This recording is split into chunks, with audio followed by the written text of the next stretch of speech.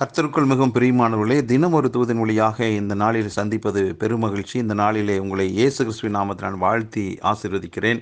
இந்த நாளிலே ஏசாயா தீர்க்கதரிசன புஸ்தகம் 51:14, சிறைப்பட்டு போனவன் தீவிரமாய் விடுதலையாவான், அவன் கிடங்கிலே சாவதுமில்லை, அவனுடைய அப்பம் குறைவுபடுவதுமில்லை என்று ஆண்டவருடைய வார்த்தை சொல்லுகிறது. சிறைப்பட்டு போன நிலை என்றால், ஒருவேளை பாவம் என்பது ஒரு சிறையார், பொருளாதார நெருக்கடி நிமித்தமாக, கடன் பிரச்சனை நிமித்தமாக, மற்ற வியாதியின் நிமித்தமாக, சத்துருவின் போராட்டத்தின் நிமித்தமாக நம்முடைய வாழ்வு கூனி குறுகி போன நிலை இருக்குது.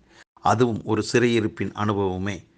அப்போ ஆண்டவருடைய வார்த்தை சொல்லுகிறது, சிறைப்பட்டு போன அப்படிப்பட்டவன் விரைவில், தீவிரமாய் விரைவில் விடுதலை ஆவான் என்று. ஆகவே இந்த வார்த்தை கேட்டுக்கொண்டிருக்கிற யார் எந்த சிறையிருப்பின் நிலையில் இருந்தாலும் உங்களுக்கு ஒரு தீர்க்கமான ஒரு வார்த்தை, நீங்கள் சீக்கிரத்தில், தீவிரமாய், விரைவில் நீங்கள் விடுதலை ஆவீர்கள். நம்புங்கள். குறிப்பிட்ட இந்த சிறையிருப்பின் காரியத்திலிருந்து இயேசு கிறிஸ்துவின் நாமத்தினால நான் சீக்கிரத்தில் விடுதலை ஆகிறேன் என்று வீரமான முழக்கத்தை இடுங்கள். நிச்சயமாக அது உங்கள் வாழ்வில் நடக்கும். ஆகவே இப்படிப்பட்ட அவர்களுடைய வாழ்விலே அவர்கள் கிடங்கிலே, அதாவது குழியிலே விழுந்து செத்து வீழ்வது இல்லை. அவனுக்கு உணவு இல்லாமல், அப்பம் இல்லாமல், அப்பம் குறைவுபட்டு போவதுமே இல்லை. அப்போது உணவு, அப்பம் குறைவுபட்டு போகாதான்.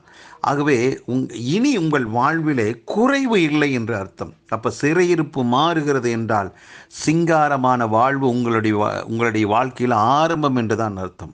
அப்படி சிங்காரமான ஒரு வாழ்வு வரும்போது உங்களுக்கு என்ன குறை இருக்க போகிறது? அப்பமும் தண்ணீர் எண்ணெயும், வேறு எந்த விதமான குறைபாடும் உங்கள் வாழ்வில் இருக்கவே இருக்காது.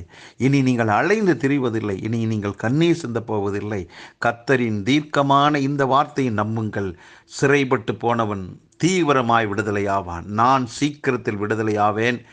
எல்லா பிரச்சனையிலிருந்து எனக்கு கர்த்தர் விடுதலை கொடுத்து விடுதலையின் வாழ்வை எனக்கு தரப்போகிறார். அந்த வாழ்விலே எனக்கு நிம்மதியான சந்தோஷமான வாழ்வை நான் அனுபவிக்கப் போகிறேன். என் வாழ்விலே குறைவுகள் ஒன்றும் இல்லை என்று சொல்லி, விசுவாச வார்த்தையை சொல்லி இந்த நாளிலே நீங்கள் காரியங்களை தீவிரமாய் செய்யுங்கள். வெற்றி உங்களுடையதே. பரலோக பிதாவே, இந்த நல்ல நாளிலே நீர் எங்களுக்கு கொடுத்த நல்ல அருமையான வார்த்தைக்காக நன்றி. ஆண்டவர், சிறைப்பட்டு போன நிலையிலிருந்து சீக்கிரத்தில் எங்களை விடுதலையாக்கி ஒரு குறையும் இல்லாமல் எங்களை ஆண்டவரே நீங்கள் போஷித்து காப்பாற்றுவதற்காக நன்றி. இந்த வார்த்தை கேட்டுக்கொண்டிருக்கிற ஒவ்வொருடைய வாழ்வில் வெளிச்சம் உண்டாகட்டும். சிறையிருப்பின் நிலை மாறி சிங்காரமான ஆண்டவரே அனுபவங்கள் வருவதாக, சிங்காசனத்தின் அனுபவங்கள் வருவதாக, நன்மையும் கிருபையும் உங்கள் வாழ்வில் தொடரட்டும். மகிழ்ச்சியும் சந்தோஷத்தை அனுபவிப்பார்களாக. எல்லா கட்டுகள் உபத்திரத்திலிருந்து விடுதலையாக்கப்பட்டு விடுதலையின் மகிழ்ச்சியின் வாழ்வை வாழ்வார்களாக என்று வாழ்த்தி ஆசீர்வதித்து ஜெபிக்கிறேன் நல்ல பிதாவே. ஆமேன்.